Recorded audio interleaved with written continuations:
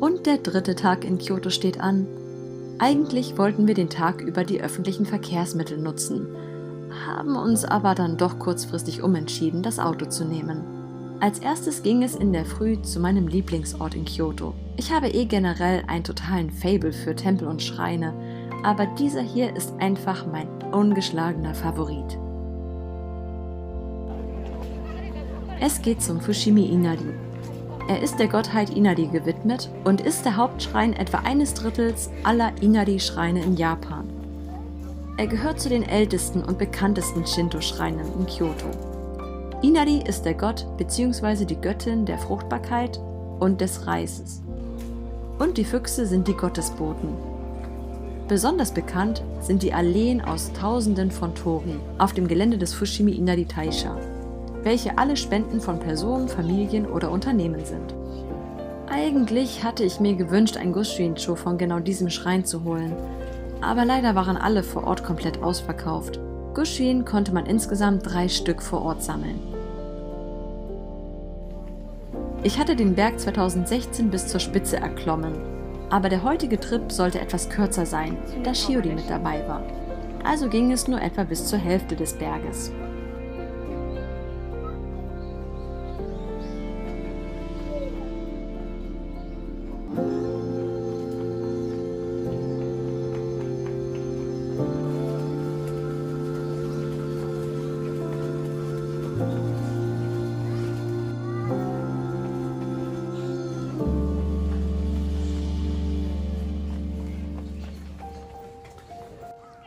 Zwischendrin wurde an einem der vielen kleinen Schreine gebetet.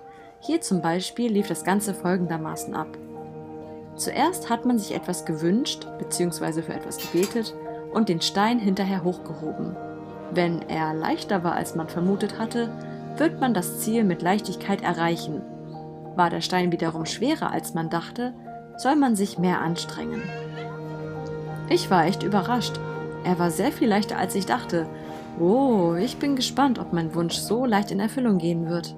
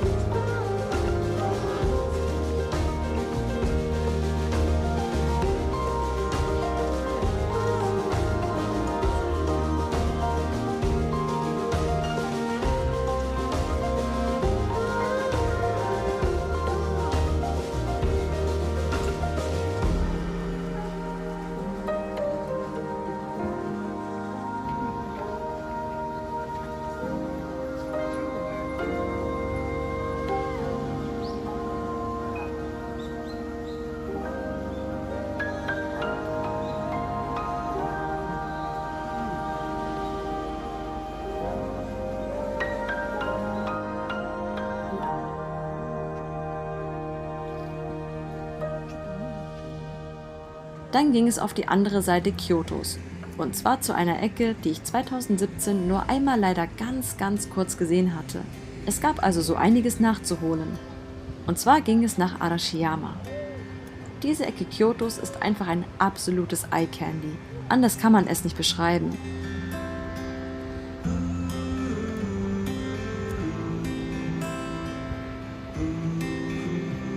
Der Blick auf die Berge von der Togetsukyo-Brücke aus ist einfach atemberaubend.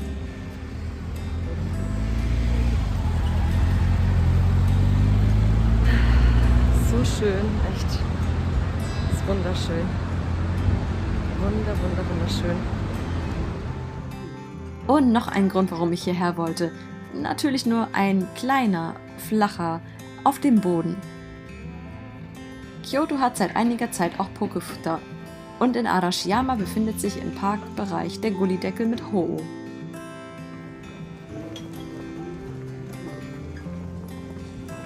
Unser Ziel war der bekannte Bambuswald. Wir haben sogar hinbekommen, falsch abzubiegen und sind quasi von hinten rum rein.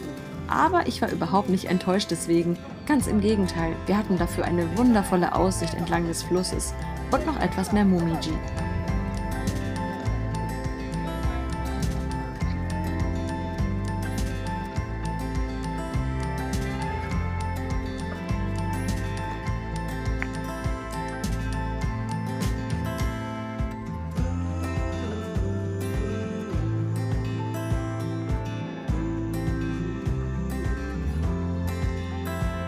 Das war so interessant, der Eingang zum Bambuswald sah so dunkel aus und als wir dann drin waren, schien das Licht durch den hohen Bambus und ich kann diesen Eindruck gar nicht richtig schildern. Es war einfach wunderschön. Es gibt einfach Dinge, die kann man nicht mit der Kamera einfangen und die muss man mit dem bloßen Auge genießen.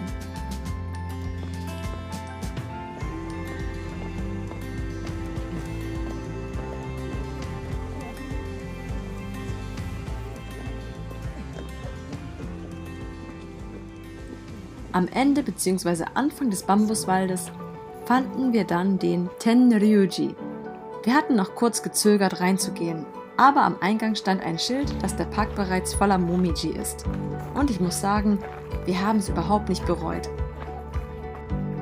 Dies ist der wichtigste Tempel in Arashiyama.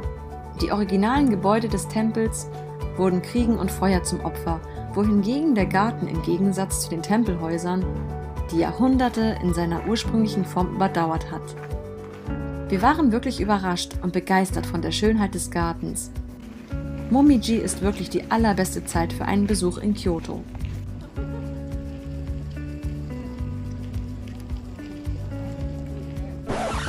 Was zur Hölle? Was hat das denn zu bedeuten? Was machst du denn, wenn du diesen Automaten übersiehst und schnell aufs Klo rennst? Fragen über Fragen.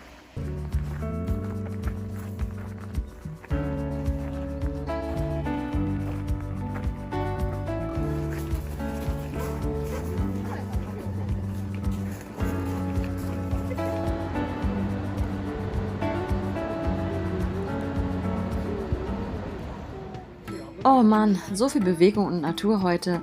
Zeit, sich zu stärken.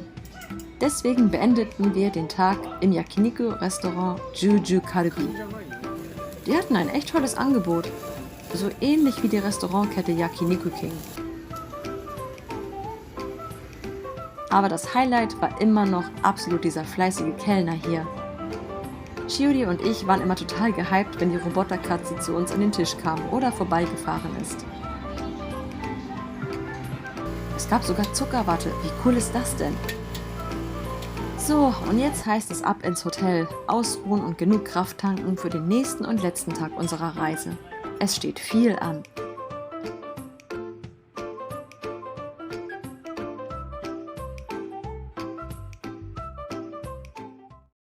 Und das seht ihr im 4. Teil meiner Kyoto-Reihe.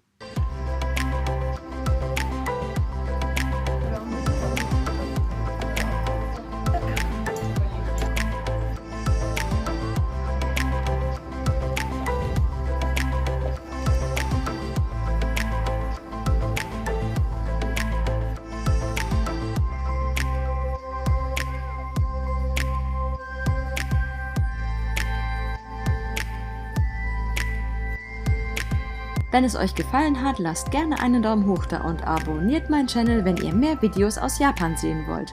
Wir sehen uns dann im nächsten Video wieder.